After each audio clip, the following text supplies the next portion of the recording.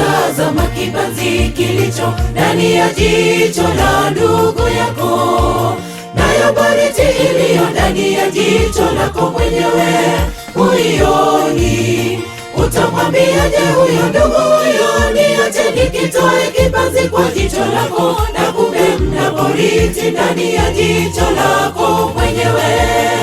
Wewe mbona wakitazama kibanzi kilicho ndani ya jicho la ndugu yako, nayo boriti iliyo ndani ya jicho lako mwenyewe huioni, utamwambiaje huyo ndugu huyo, niache nikitoe kibanzi kwa jicho lako, na kumbe mna boriti ndani ya jicho lako mwenyewe. Msihukumu, msije mkahukumiwa, hukumu ya haki yatoka kwa Mungu. Ukihitaji kutendewa mema, ni lazima kwanza uwe mwema. Msihukumu, msije mkahukumiwa, hukumu ya haki yatoka kwa Mungu. Ukihitaji kutendewa mema, ni lazima kwanza uwe mwema.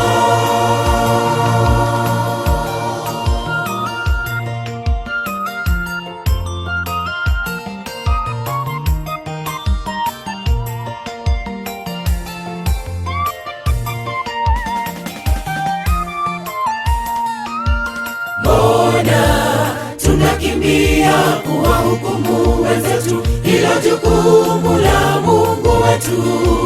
Hilo tatizo lililo ndani ya moyo wako mwenzangu, liondoe. Ujikane nafsi yako mwenzangu, kuna malipo kutoka huko kwa mwenye enzi. Tubuni na msamehe, mpate uzima wa milele. Mbona tunakimbia kuwahukumu wenzetu? Hilo jukumu la Mungu wetu.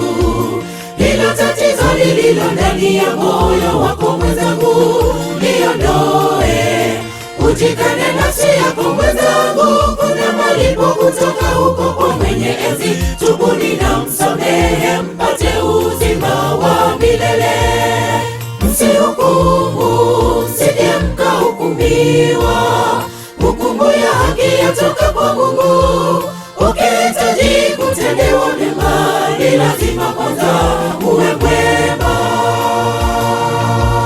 Msihukumu, msije mkahukumiwa, hukumu ya haki yatoka kwa Mungu. Ukihitaji kutendewa mema, ni lazima kwanza uwe mwema.